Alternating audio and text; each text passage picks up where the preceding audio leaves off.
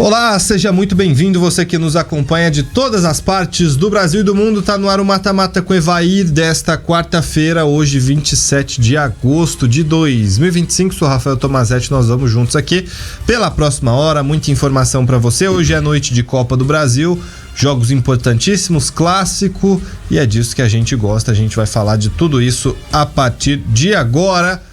E vou apresentar meus colegas de bancada a vocês. Janaína Carvalho, como é que tá? Tudo jóia, aguardando Copa do Brasil hoje. Tá ansiosa? Um pouquinho. Qual o seu jogo preferido? O clássico de Cruzeiro e Atlético Mineiro. O clássico mineiro. Tem clássico carioca também. Mas eu tô mais ansiosa pelo Mineiro. Evair Paulino. Eu vou assistir o carioca. Vasco e Botafogo. Vasco e Botafogo. Ele torce errado, né? Torce pro Botafogo. Vasco. A gente torce pros mais fracos mesmo. Ele gosta dos underdogs como eu. Gosta dos azarões. Bom, gente, sua participação sempre muito bem-vinda aí pelo 6237064007. Importante lembrar, você manda sua mensagem pra gente, a gente repercute aqui no Mata Mata com Evair e vamos lá abrir nosso programa hoje. A gente vai falar de Copa do Brasil, mas agora eu quero falar da apresentação do Vojvoda, Juan Pablo Vojvoda. Foram 4 anos no Fortaleza, quase 5, né? Quase 5 anos no Fortaleza. E foi demitido dessa má campanha, nessa péssima campanha que o Fortaleza faz na temporada. Contratou muito mal, um elenco envelhecido, fim de ciclo, briga para não cair. Vojvoda deu adeus logo depois do retorno da parada para a Copa do Mundo de Clubes. E aí o Santos, que demitiu o Kleber Xavier, foi atrás do argentino, que disse o seguinte: só acertou com o Santos porque era o Santos de Pelé, o Santos de Neymar, o Santos de Diego, de Robinho, de tantos outros craques que já vestiram essa camisa, e por isso ele aceitou esse desafio, porque o intuito dele era descansar, até porque ficou um mês parado só, né, um mês e pouquinho, e voltar só no ano que vem para um novo desafio, mas topou por ser o Santos. E ontem ele foi oficialmente apresentado lá na Vila Belmiro, lá no CT Rei Pelé. E antes da gente iniciar nosso debate aqui sobre o início da era Vojvoda no Santos, se é que vai ser uma era, porque... Esperamos que seja, né? Longa, da mesma maneira que foi lá no Fortaleza. Porque o Santos tem demitido treinadores a cada 3 ou 4 meses, né? Como se o problema do Santos fosse só o treinador, né? Tomara que seja uma era, como disse o Evair, mas o histórico recente depõe contra essa nossa perspectiva. Vamos ouvir a declaração dele sobre o principal jogador do time, o Neymar, porque ele estava muito empolgado. O Vojvoda, nas últimas entrevistas dele no Fortaleza, você percebia uma chateação que era totalmente natural, uma tristeza, porque ele via que era o fim de um ciclo. E no Santos ontem ele já estava com um sorriso aberto, e isso ficou muito claro durante toda a entrevista. E aí ele falou do Neymar. Vamos ouvir o que disse o novo treinador do Peixe sobre o craque santista. Poucos jogadores que tienen esa capacidad, ¿no? O futebol es eso, es la esencia del futebol, y bueno, hay determinados jugadores, en este caso Neymar, que consiguió eso. Es muy difícil conseguir eso. Entonces, eu vou aprender con Neymar, vou a aprender a cómo es estar con un jugador como Neymar. No es un jugador cualquier, es un jugador, de los mejores del mundo, ¿sí? Que ha conseguido lo que consiguió por su capacidad, por su humildad. E eu vou ajudar, eu quero ajudar junto com mi comissão, junto com os clubes. Santos quer a ele e ele quer a Santos, isso é importante. Ele escolheu em um momento de sua carreira, de sua vida, eu vou a voltar a Santos, e para mim essas coisas têm um valor importante e muito importante. Onde imagino a Neymar, eu tengo que ele pode jogar, é um jogador de futebol excepcional que pode jogar em qualquer posição, mas vamos a procurar conhecer a ele, não por o conhecimento dele, sino con el conocimiento de los jugadores que componen el elenco. Neymar en Barcelona rendía porque tenía este jugador, más por la capacidad individual de él. Más en Santos, ¿dónde puede rendir? ¿Quién puede ayudar a él? ¿Con quién vamos Es verdad, entonces es un desafío para mi carrera también. Es un desafío a ver cómo hacer para hacer rendir a un jugador que rinde, ¿me entiendes? Entonces, no problema, sino la solución tiene que estar de parte mía, ¿sí? Con la ayuda de él. Entonces, si veo de camisa 10, si veo de camisa 9, él le puede jugar. Él le puede jugar de camisa 9, de camisa 10, él quiere bola. Y esos jugadores que quieren bola en los momentos difíciles, bueno, son para cuidar, para proteger e para hacer rendir a time todo. Muita empolgação, assim, o que fica claro pra mim é que ele tá efusivo nessa chegada dele ao Santos, e é bom vê-lo, assim, porque é um cara que parece ser um cara legal e é um bom profissional, né? Mas uma coisa boa que ele falou durante a coletiva também é que não ia prometer nada agora, né? Que o importante no momento é trabalhar e corrigir os erros, que não adianta fazer promessas, né? E o Neymar é peça importante na recuperação do Santos, evidentemente. Tá feliz de ter o Neymar lá, o Vojvoda, vai. Então, eu não sei, cara, sabe, eu não sei o que ele pode aprender com o Neymar. É lógico que o Neymar tem todos uns números atrás dele que são impressionantes, principalmente se tratando de seleção brasileira, né? Como ele disse, precisa o Neymar querer mais um pouquinho, né? Eu acho que fica legal quando ele fala assim, eu quero estar dentro, eu estou aqui porque quero e desejo que fazer algo que possa acrescentar dentro do Santos. Isso é importante, né? É lógico que para ele fazer uma história ali, ele precisa ganhar. Infelizmente, no futebol brasileiro, só ter essa determinação, essa vontade não leva a nada. Então deixa eu te contar um negócio, vai. Neymar não participou do primeiro treino ontem. Mas isso aí, ele tava com edema, né? Ele fez trabalho na academia, mas uma novidade que também pro Vojvoda é algo bom, né? Positivo, é a volta do Guilherme, que não jogou contra o Bahia após a ameaça dos torcedores lá que aconteceu naquele protesto. O Guilherme resolveu, será a situação dele? Ele voltou pro treino, né? Então a possibilidade que ele jogue, continue no Santos eu acho que é grande. E também, durante a coletiva, o Vojvoda foi questionado sobre reforços, né? Aí, na hora da resposta, o Alexandre Matos interrompeu ele e falou assim, eu falo agora dos 4, 5, 6 reforços ou espero pra falar depois? Ele falou em tom de brincadeira. E aí, depois ele disse assim, que não ia falar nada a respeito de contratações agora, por conta que não tem nada concreto ainda, mas deu a entender que até o final da janela, que acontece na próxima semana, né? Terça-feira. Vai chegar novos jogadores no Santos. Precisa muito, né? Eu acho que no caso do Guilherme aí, a chegada do treinador é muito importante.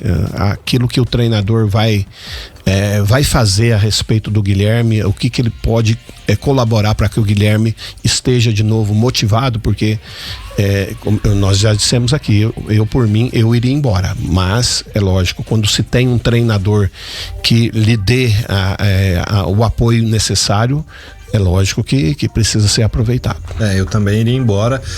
O problema, evidentemente, do Guilherme foi psicológico depois daquilo, porque não é fácil. A gente sabe que esse pessoal que faz esse tipo de ameaça, eles realmente muitas vezes fazem monitoramento da vida do jogador para ameaçá-lo, para tentar puni-lo de alguma forma, enfim. Fato é que o Vojvoda chega e ele estreia, depois de assistir mais uma atuação ruim do Santos, né, contra o Bahia, na derrota por 2-0, contra o Fluminense. Não sei se vai ter o Neymar à disposição para esse jogo contra o Fluminense, mas é um jogo que é acessível para o Santos, não é favorito, mas pode surpreender o tricolor, né? O jogo em São Paulo, o jogo é na casa do Santos, o Santos é mandante e... Mais uma vez o Morumbi?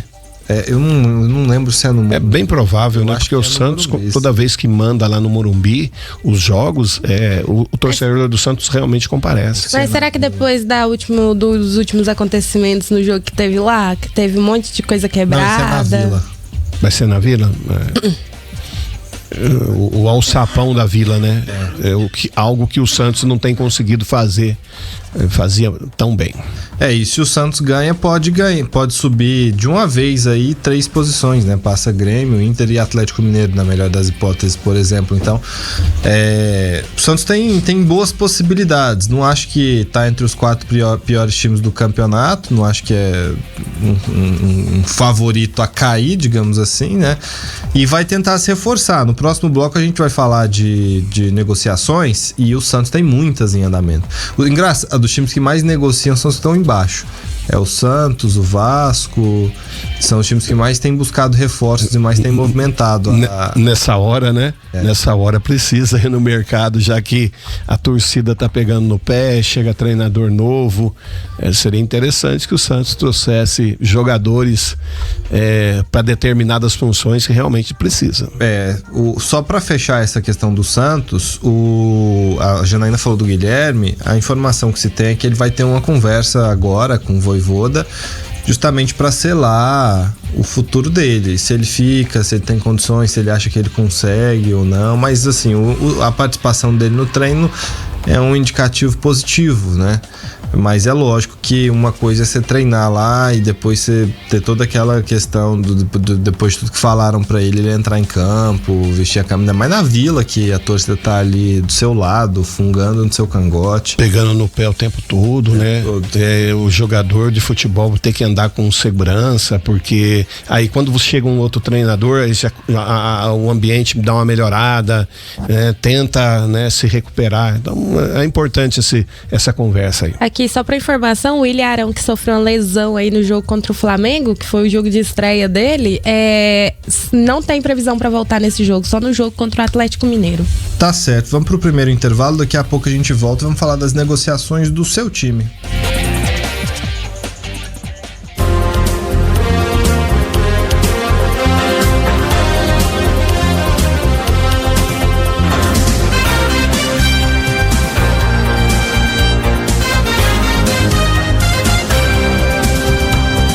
Estamos de volta e é hora de falar de mercado da bola. Na sua época não tinha esse frenesi todo no mercado da bola que se tem hoje, né? E não tinha tantas contratações. O valor era muito mais baixo. Muito mais baixo, e era assim, mais para final de ano, né? Quando você chegava, tava lá o cara, tava lá os novos companheiros. Muito difícil meio do ano ir chegando o jogador. Sabe o que eu acho curioso? Ontem mesmo eu tava dando uma olhada na ficha de alguns jogadores que eu vi no início de carreira, né? Aí o cara já rodou em 11 clubes diferentes, tem 28 anos de idade. Já pensou? Eu, na minha carreira toda, foi 11 anos em 20 anos, né? 11 times em 20 anos, né? Se andava um pouco menos. Pois é, não. Mesmo assim foi bastante, né? Foi. Até pela época, né? Acho que o pessoal muitas vezes você pegou o início ali desse período de transferência. Exatamente. Que antes o jogador ficava a vida inteira num clube, não tinha... Tinha a lei do passe. Exatamente. Eu sofri muito com essa lei do passe aí. Mas quem mais tá precisando contratar, na opinião de vocês? Além do Santos? O Palmeiras precisa contratar. Vai sempre o Palmeiras tá precisando contratar, sempre. Nossa, agora é o primeiro momento assim? Da elite ou da todo Série A? mundo?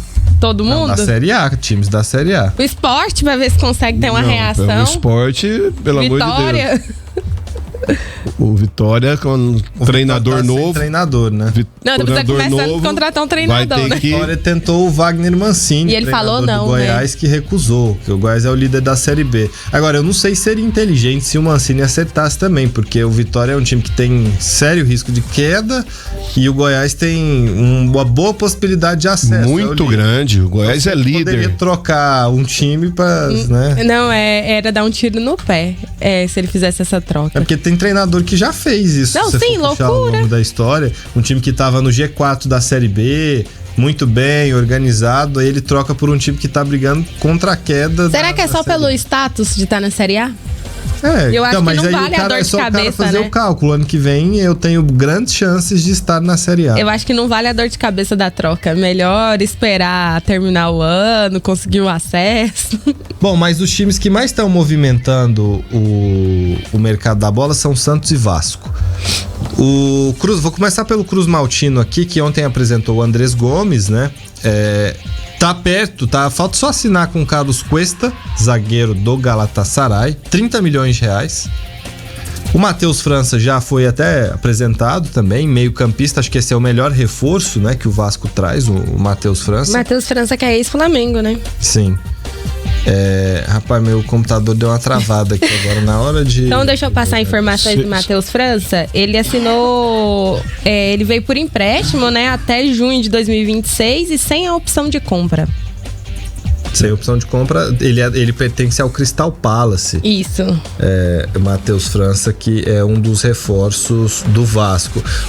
Por outro lado, pode ter saída, o Sforza, ele tá perto de fechar o empréstimo volante, o Sforza, para o Juventude, né? Não tem os jogos ainda.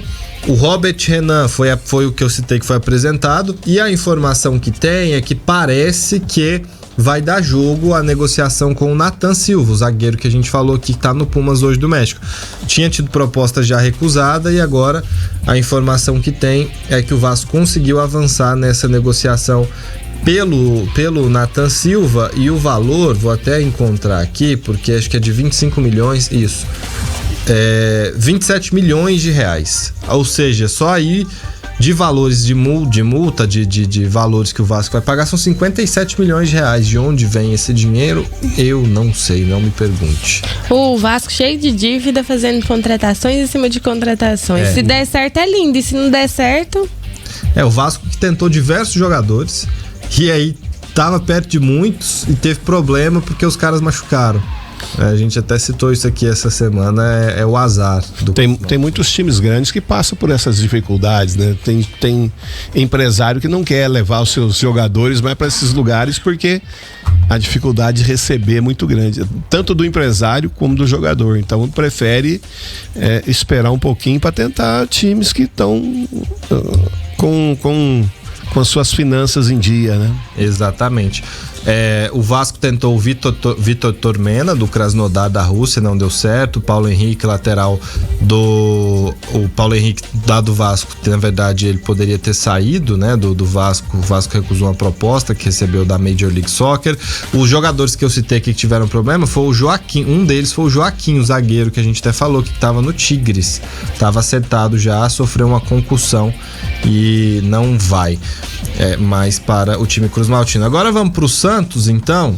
O Santos, que também está muito ativo no mercado e fechou com o Palácios, o Tomás Palácios, que é da Inter de Milão. O Inter de Milão vai emprestar o Tomás Palácios, zagueiro, para o Peixe, com opção de compra, inclusive. O contrato vai até metade do ano que vem.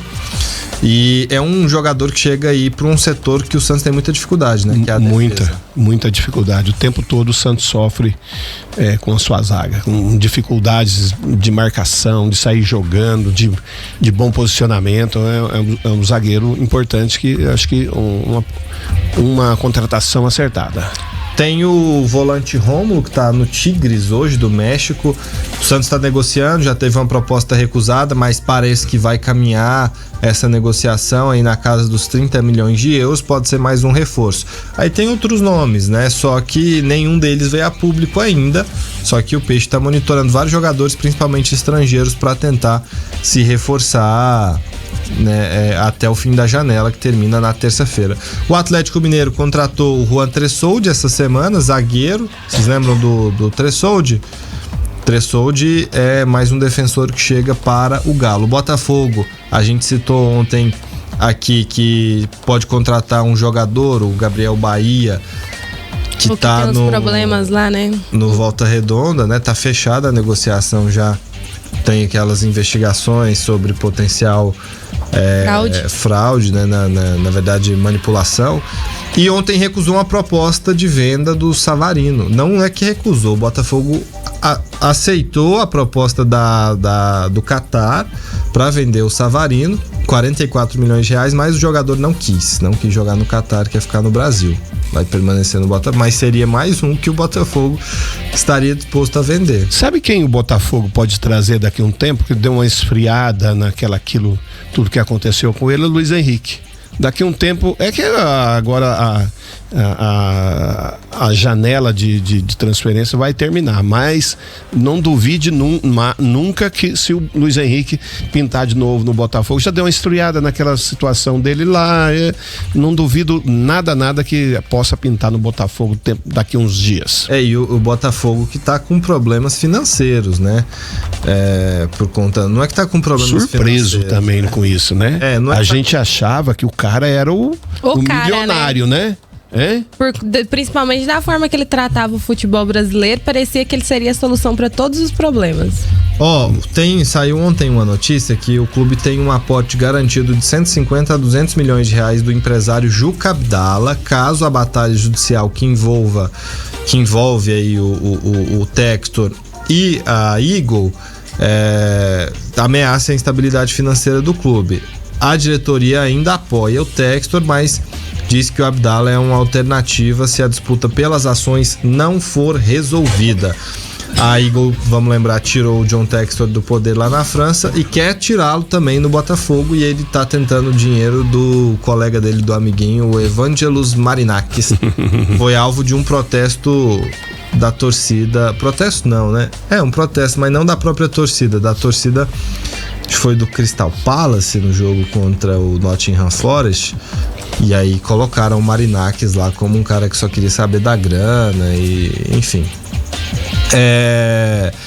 Bom, o Corinthians tem interesse no Anello, jogador do Boston River, atacante, mas por enquanto a negociação ainda é em estágios iniciais. E o Palmeiras, né, tá fechado aí com o Andréas Pereira. Parece que acertou, né? Ele se apresenta no meio da semana. Não foi oficialmente anunciado, mas a gente sabe que enquanto isso, Tales, jovem atacante, pode sair. Ou para o Olympiacos da Grécia ou para o Almeria da Espanha. Também do último jogo que ele fez, no último jogo lá, foi ridículo o comportamento dele. O time precisando segurar o resultado, ele caído lá na frente, a comissão técnica dando dura dele caído, só podia ir para esse caminho mesmo. O zagueiro preferido do Evair vai renovar contrato com o Cruzeiro, Fabrício Bruno. Ele tem 29 anos, o contrato dele vai ser renovado até o fim de 2028, até o fim de 2030. O contrato atual dele é até 28 e aí vai ficar até 2030, portanto mais 2 anos de contrato, mais 5 temporadas garantidas aí pro Fabrício Bruno no Cruzeiro. E agora ele tá valorizado, né? Porque convocado para a seleção brasileira. Tem muitas movimentações acontecendo. O São Paulo, por exemplo, dizem que está interessado em jogador do Cruzeiro. Vou até checar aqui de novo qual jogador do Cruzeiro que o São Paulo tá interessado. Enquanto você checa aí, deixa eu falar alguns números que eu peguei aqui pela internet do Palmeiras.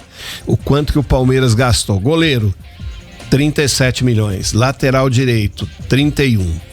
O zagueiro que veio o ano passado já, né? 25. O outro zagueiro, não é nem zagueiro, colocou um volante, o Martinez como se fosse zagueiro, 45. Lateral esquerdo, chegou agora, né? 37. Andréas Pereira, 63. O que veio do Bragantino, como é que é o nome dele mesmo? Evangelista, 25. Facundo, 75.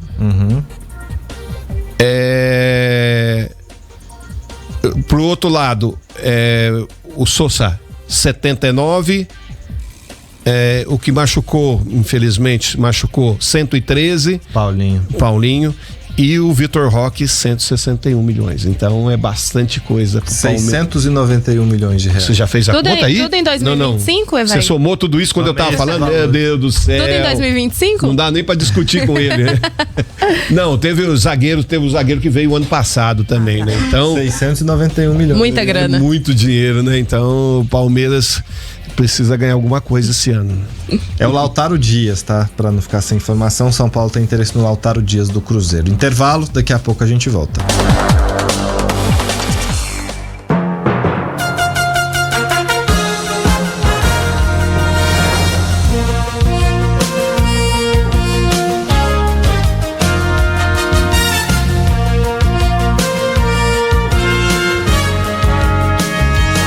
Estamos de volta. O Evair, no seu tempo, quantos jogos você fazia por temporada? Tenta lembrar aí. Acredito que 50, 60 talvez. Era bastante jogo. Era bastante jogo, sim. Mas é assim, 50 cabe dentro de um ano, um por semana, porque são 52 semanas. 52. Eu comecei a pegar a Copa do Brasil lá pelo meio da minha carreira, né? Então não tinha a Copa do Brasil, mas os campeonatos brasileiros eram muito longos, tinha muito mais times, entendeu? Porém, eu acho que não passava de 50, 60. Eu vou olhar seu perfil aqui pra ver quantos jogos você fez por ano, aí eu vou te dar a informação precisa. Mas tem time no Brasil, eu quero ver se vocês estão bons de palpite.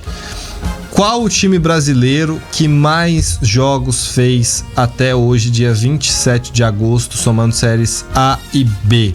Não tem, são dois, na minha opinião. Fluminense? Não, três então, já que você colocou o Fluminense. Pra mim é Palmeiras e Flamengo. E o Fluminense, porque o Fluminense jogou mais no Mundial. Até agora? Até agora, não é. Não é? Não me venha com um time da Série C, hein? Não, é time de série A e B. Bahia fez 57 jogos até hoje, 27 Mas o campeonato goiano, o campeonato baiano é porque assim? tem a Copa do Nordeste. E o Bahia jogou Sul-Americana e Libertadores também.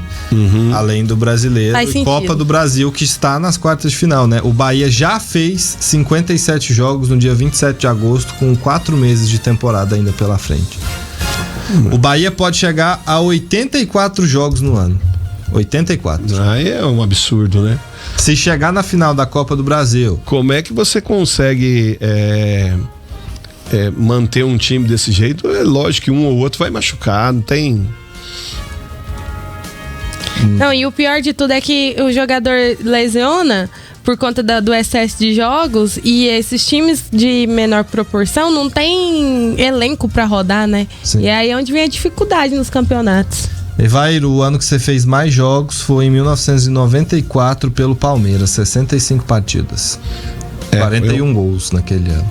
41 tá bom, boa média. Só pra te lembrar aqui, pra fazer essa comparação.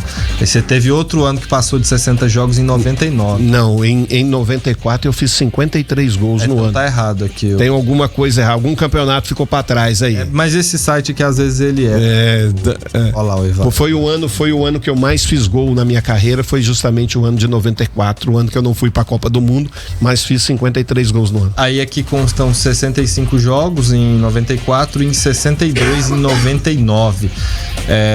Depois na média você ficou ali entre 33 e 40 e poucos jogos. O ruim de ter nascido de ter jogado na geração de ouro do futebol brasileiro é esse. Mas eu falava aqui disso, olha só, gente, vou trazer pra vocês a lista dos times que mais fizeram jogos. Quem mais pode fazer jogos ao fim da temporada é o próprio Fluminense ou Palmeiras e Flamengo, porque eles ainda têm eles não têm mais Copa do Brasil, no caso de Palmeiras e Flamengo, mas eles têm a Libertadores e possivelmente o Intercontinental, né? Se forem campeões da Libertadores. O Fluminense, 54, ele ainda pode chegar, vamos somar aqui, 2, 4, 6, 60, e ele tem 19 jogos a fazer ainda pelo Brasileiro, ele pode fazer 79 jogos no ano. Palmeiras e Flamengo podem fazer mais de 80 também. O caso do Bahia aqui é inacreditável, né? Porque o Bahia ainda tem dois jogos para fazer na final da Copa do Nordeste, tem um turno inteiro do Brasileiro pela frente e pode ter mais 6 jogos pela Copa do Brasil. É impensável você parar e pensar, você tem 52 semanas no ano. E aí você for ter não tem como você ter um jogo por semana. Porque teoricamente você teria que ter 30 dias de férias e 30 dias de pré-temporada, né? É isso que é o mundo mas real. a pré-temporada nunca consegue 30 dias, né? Não dá. Mas enfim, aí você desconta 2 meses aí, você vai ter 8 semanas a menos, você vai ter 46 semanas no ano. O mundo ideal era que os times fizessem 46 jogos por ano. E você faz um por semana, talvez faz 50 com alguns jogos ali no meio de semana, né? Mas aí enfim, a média de 2 jogos por semana. Aí estoura, né? Bom, O segundo lugar, o Fluminense tem 54 jogos e aí empatados em terceiro, Palmeiras e Flamengo. Ambos fizeram 52 jogos neste ano já. Depois aparece o Corinthians com 51, o Vitória com 50, Botafogo 49, Vasco 47, São Paulo 47, Atlético Mineiro 47, Fortaleza 47, e aí vem um da Série B, à frente de vários outros da Série A.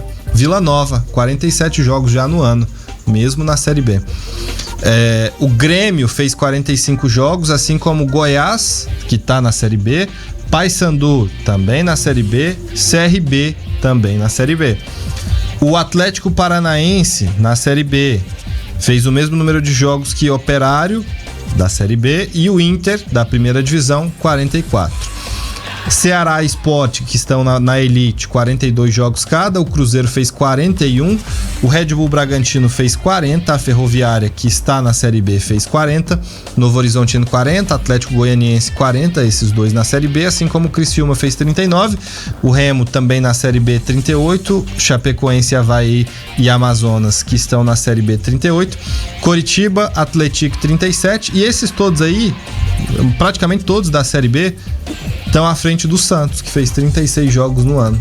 O Santos teve um calendário muito enxuto. Enxuto porque o time fraco, né, não consegue ir à frente das competições. Não jogou Copa do Brasil esse ano, porque não se classificou. Não, classificou, foi campeão, né? Se classificou, jogou contra o CRB, eu tô ficando doido. Porque o Santos não se classificou via Paulista, o Santos, mas ganhou a Série B e por isso conquistou uma vaga, foi eliminado pelo CRB, mas foram só 2 jogos. 36 partidas só no ano, foi mal no Paulista, foi eliminado muito cedo na Copa do Brasil, acho que fez só 2 jogos, e tem os jogos do Campeonato Brasileiro. Só 36 jogos o 36 Santos fez? jogos só. E mal desse jeito. Com rendimento abaixo... Bem abaixo. O Santos ainda empata com o América Mineiro, Volta Redonda e Cuiabá, 36. O Botafogo de Ribeirão Preto fez o 35º jogo agora. O Mirassol, 32. E o time que menos fez na séries A e B, menos fez jogos, é o Juventude, 31. Curioso é que os times da Série A aqui, né, são os times da Série A são os que estão aqui com menos jogos, né? Mirassol, Juventude, você tem o Santos, também tem poucos jogos no ano, então é um dado curioso. Mas nosso calendário é tão perverso, às vezes, que os times da Série B, que não disputam competições internacionais, o Vila Nova tem quase 50 jogos no ano. E o Vila Nova que recebeu uma proposta para se tornar SAF, né? Com R$500 bilhão. Mas assim, se você for pegar calendários de outros países, não só europeus, mas argentino, colombiano, da América do Sul em geral, outras regiões, times de segunda divisão, eles não fazem 60 jogos por ano, como o Vila Nova vai fazer 47, tem ainda 16 jogos por fazer. Mas é por conta 51, do estadual também, né? 61. Vila vai fazer 61 jogos no ano. Porque chegou na final do estadual, foi campeão, teve Copa do Brasil e... Copa Verde. Por isso essa quantidade de jogos, né? E não foi adiante na Copa Verde, né? Porque se tivesse ido adiante, o Vila ia bater 65 jogos no ano. É um time de Série B, né? É um time de Série B. Por outro lado, você tem o Juventude, que vai fazer 50 jogos no ano. Que eu acho que aí 50 jogos é um dentro número do bom. Aceitável, né? É um número bom pra você fazer, porque tá dentro daquilo que é o ideal, eu acho. Se a gente conseguisse limitar o calendário a 50, 52 jogos, estaria excelente. Mas eu acho quase impossível. Não, é impossível. É impossível porque não dá. Pensa só. Só no brasileiro são 38. 38, mais 11 de limite para os estaduais. 49, certo? E aí você pega a Copa do Brasil, se reduz para um jogo só, como é o plano, né, do Chalde. Você coloca ali, talvez, os times entram na terceira fase, os maiores. Terceira, oitavas, quartas, semifinal, são 5 jogos. 49 com 5, 54. E aí tem mais, se um time for à final da Libertadores, 6 da fase de classificação, 60. Oitavas, quartas e semi, mais 6, 66 e a final 67. Ainda teria o tal do Intercontinental, você vai bater 70 também. Vai diminuir 11 jogos. Vai bater 70. De todo jeito, é uma questão complicada, são muitos jogos, né, velho? Muitos jogos e tem Por isso que alguns times também que precisam de uma outra receita, no caso do Palmeiras, se vê na necessidade de ter um gramado sintético, né? Porque essas arenas aí se transformam também numa fonte de renda. E se você tendo o gramado e tendo shows e tendo eventos em cima desses gramados, nenhum deles suporta também, né? Então é uma necessidade para alguns times ter esse tipo de renda também. Mas eu fico imaginando o jogador do Bahia, né? 84, se fizer 84 jogos no ano. Não, e tudo que tem que fazer são voos longos. Isso aqui tem que matava.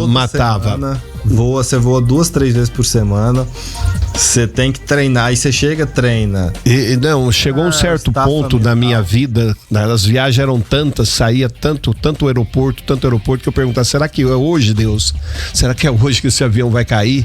Porque, olha, às vezes a gente pegava no meio de semana, assim, uns que balançavam, principalmente quando ia lá pro sul, Porto Alegre, Caxias, então, era quando conseguia descer em Caxias era uma alegria, porque senão tinha que pegar o ônibus para subir ainda. Então, uma dificuldade, e aqueles aviões balançando de um lado pro outro, meu Deus do céu, que sufoco que era.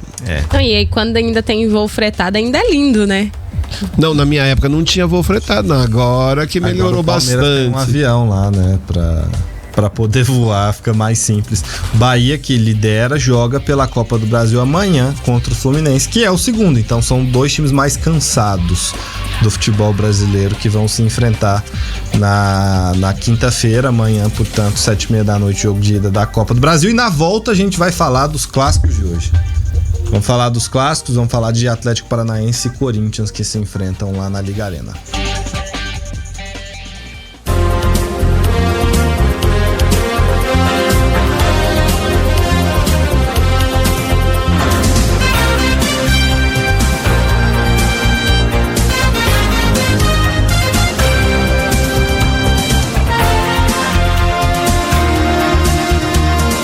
Mata-mata de volta e hoje é noite de Copa do Brasil, que o Evair quase ganhou com o São Paulo, né? Não foi com o Palmeiras, foi com o São Paulo, chegou na... Cheguei à final, perdi lá... Uma das melhores finais de Copa do Brasil. Sim, o Cruzeiro fez o gol no finalzinho do jogo, lembro bem. Que a gente até já contou aqui num programa especial que a gente fez nessa... Era pra mim ter entrado em campo, o treinador resolveu desistir, o centroavante perdeu um gol de cabeça de frente pro goleiro, aí precisava de mim pra bater o pênalti e quando fez 1-0 já não tinha mais pênalti, 1-1 também não tinha mais pênalti, então... Os jogos de hoje vão trazer boas histórias para serem contadas. Eu vou falar primeiro de Vasco e Botafogo, porque a gente falou do inferno astral que o Vasco pode viver se... Olha só, o Vasco pode tanto ir pro céu quanto queimar no inferno, né? Nessas próximas semanas, porque pega o Botafogo agora, depois pega o Sport e depois pega o Botafogo de novo pela Copa do Brasil. Vocês já imaginaram se o Vasco é eliminado e ainda perde pro Sport? Eu acredito totalmente o contrário que você está falando. O Vasco bate o Botafogo, bate o Sport e passa na Copa do Brasil. Olha aí, o Evair. Isso é otimismo mesmo. Eu ia falar isso agora, o Evair é muito otimista.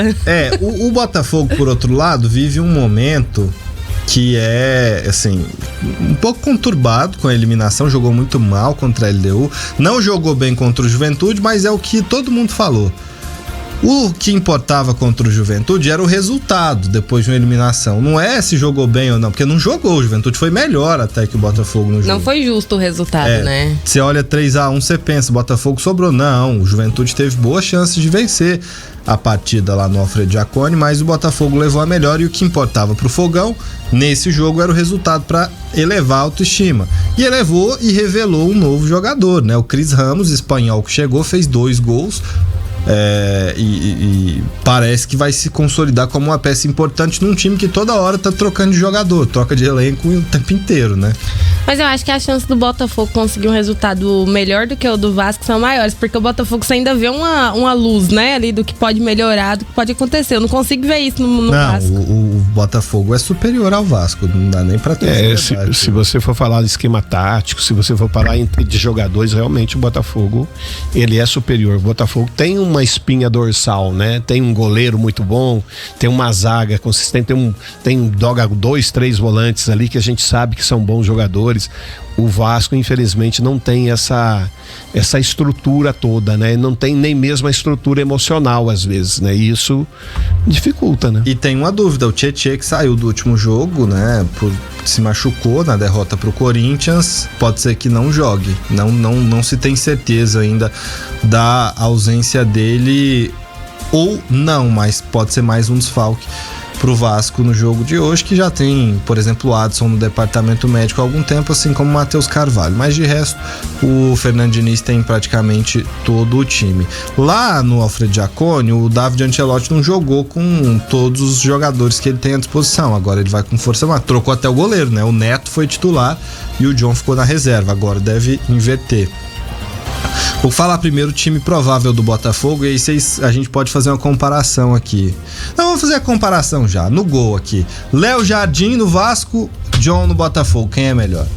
Tanto John como o goleiro que chegou, o Neto, pra mim os dois são melhores que o Jardim. Sabe por quê? Porque nesses últimos jogos o Jardim tem falhado, assim, né? Umas bolinhas que prendia na mão dele, tá soltando. Então falta assim um pouquinho mais, na minha opinião. Foi só renovar. Vitinho na direita no Botafogo. Você vai votar no John, tá? No John. Vitinho na direita no Botafogo. Opa. Ou Paulo Henrique no Vasco. Eu prefiro o Paulo Henrique. E você, Janaína? Paulo Henrique? Então, beleza. John, Paulo Henrique. Barbosa no Botafogo. Ou do Vasco, Hugo Moura. Barbosa. Lucas Freitas do Vasco ou do lado do Botafogo, David Ricardo. Não sei, eu fiquei em dúvida. Mas eu ainda iria com David. David Ricardo? E olha que a defesa é onde o Vasco tá mais buscando reforços, né? Vocês ainda escolheram o David Ricardo. Pode escolher um lateral esquerdo aí também, porque ele não, na minha opinião, já não vai passar esse lateral. Lucas Piton na esquerda ou Alex Telles? Alex Telles, isso aí é sem dúvida. O Piton, acho que ele tá entre um dos jogadores mais fracos do Vasco. Danilo no Botafogo ou Barros no Vasco? Porque tá sem o Tietê. Danilo ou Barros? Barros. Vocês não gostam do Danilo, né? Jair do Vasco ou Marlon Freitas? Marlon. Isso aí é fácil. Marlon Freitas. Savarino ou Felipe Coutinho? O Felipe Coutinho é mais jogador, mas no momento eu ainda acho que eu ia de Savarino. Então eu vou ter que desempatar. Eu vou de Coutinho. Eu vou respeitar a história do Coutinho. Não, ele é mais jogador, só que no momento... Arthur na ponta direita do Botafogo ou Ryan, menino prodígio do Vasco? Ryan que pode ser vendido, né? Verrete, centroavante ou Arthur Cabral? Verrete. Montoro, garoto prodígio aí do Botafogo, o argentino, ou Nuno Moreira, o português do Vasco? Montoro? Então vamos ver como é que ficou nossa escalação. E pra fechar, treinador, David Ancelotti ou Fernando Diniz? David Ancelotti. O Fernando Diniz... Vocês escolheram um treinador que não tem 10 jogos no currículo ainda. Mas o negócio é que a gente já conhece o currículo do outro. O outro tá muito nervoso. Do Vasco tem na seleção o Paulo Henrique, o Barros, o Coutinho, o Ryan e o Verrete. Até que ficou equilibrado. Ficou 5 jogadores. Deu 6 do Botafogo, 5 do Vasco. E o treinador do Botafogo. Então, 7-5 pro Botafogo aí. Mas qual que é a chave pra esse jogo aí, hein, pessoal? Vocês acham que o primeiro jogo é em São Januário? Muitas vezes os times no primeiro jogo não atacam tanto. A chave é tentar fazer o resultado dentro da sua casa. O Vasco não tem time superior ao Botafogo pra bater o Botafogo lá dentro da casa do Botafogo. Então, ele precisa ir lá para a segunda partida precisando de um empate. Eu acho que essa seria a chave para que o Botafogo possa sonhar, o Vasco sonhar passar de fase. O maior segredo pro Vasco, eu acho que é vencer o nervosismo. Porque a pressão vai estar grande em Januário. Eu acho que o maior problema vai ser esse. Não é nem tanto conseguir um resultado jogando em casa. Eu acho que a pressão vai ser muito forte lá, e se o Vasco não conseguir dar uma resposta no primeiro tempo, você já começa a ir pro túnel xingado, aquele tipo de coisa. Acaba o primeiro tempo vaiado. Você vê que o próprio Verratti, que é um cara que é firme, psicologicamente me parece firme, ele sofreu um pouquinho, né? Deixou claro. A gente não sabe o que aconteceu naquele jogo, mas saiu bravo de campo, hein? Pois é. Alguma coisa falaram, né, sobre ele. Bom, falar um pouquinho também, outro jogo das 9h30 da noite, entre Atlético Paranaense, o Furacão, e o Corinthians, lá na Liga Arena, em Curitiba. O Corinthians tem, até muitas pesquisas mostram, a maior torcida do Paraná, né? Dos times do Paraná, você tem ali, né, lógico, grandes torcidas do Atlético e do Coritiba, mas o Corinthians tem muitos torcedores também no Paraná e foi recebido com festa lá em Curitiba. Certamente a Liga Arena estará lotada, e aí é curioso, porque o Atlético Paranaense vai mal na Série B, tá no meio da tabela, conseguiu um respiro, agora ganhou do CRB, fora de casa, mas tá mal, só que na Copa do Brasil eliminou o São Paulo, tá nas quartas, e eu acho que pode fazer um jogo equilibrado com o Corinthians. O que vocês acham? Não, com certeza vai ser equilibrado. É um time que lá dentro da sua casa sabe aproveitar o fator casa, sabe aproveitar o tapete que tem. Então acredito num jogo bastante truncado e assim com uma certa vantagem, viu? Eu não acredito que o Corinthians vá lá e vença a partida, não. E a gente não consegue, apesar de não estar com bons jogos aí na Série B, como você destacou, jogar lá nunca é fácil. Nunca. Tem o pacto. Literalmente. Aí a chance de conseguir um resultado positivo e depois precisar só do empate é gigantesca. O Corinthians segue sem o Yuri Alberto, né, que tá se recuperando daquela cirurgia que ele fez para corrigir uma hérnia inguinal. Também não vai ter o Ranieri, que tá suspenso. Então são desfalques importantes, além de outros que já estavam fora por lesão, como o Carrijo, por exemplo, fez cirurgia. O Guinegão, que fez o gol lá, corintiano da desde base. o nascimento, vai ser titular no ataque. O Garro, que tinha muita dúvida porque ele tá com aquele recuperando-se ainda no joelho, e o gramado lá é sintético na Liga Arena, parece que vai pro jogo. E o Kaique vai ser o parceiro do Guinegão no ataque. O Depay não joga, né?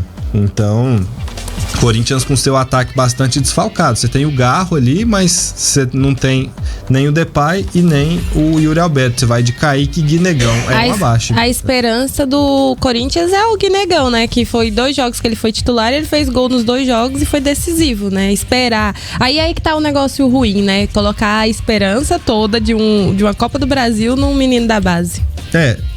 Acho até que esse jogo vai ser bem equilibrado, porque eu não vejo o Atlético Paranaense partindo pra cima, até pelo treinador que tem, o Odair Helma, de cara, assim.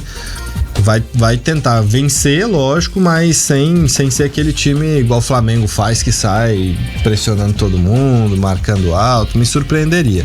Mas vai ser um jogo muito interessante. Apesar de estar na Série B, não vejo o Atlético como uma zebra necessariamente nesse confronto aí, não. Bom, galera, é isso. Encerramos. Amanhã vamos falar muito de jogo, viu? Aqui de jogaço. Tem muito jogo pra gente falar amanhã. O vinho, tudo. A pipoca já tá pronta. Então falou, vai. Bons jogos pra você hoje. Forte abraço, tudo de bom. Janaína Carvalho, tchau pra você. Tchau, até amanhã. Não exagera, tá? Pode deixar. Porque hoje não tem Flamengo, então... Gente, obrigado pela companhia, pelo carinho da audiência. A gente volta amanhã no mesmo horário. Tchau.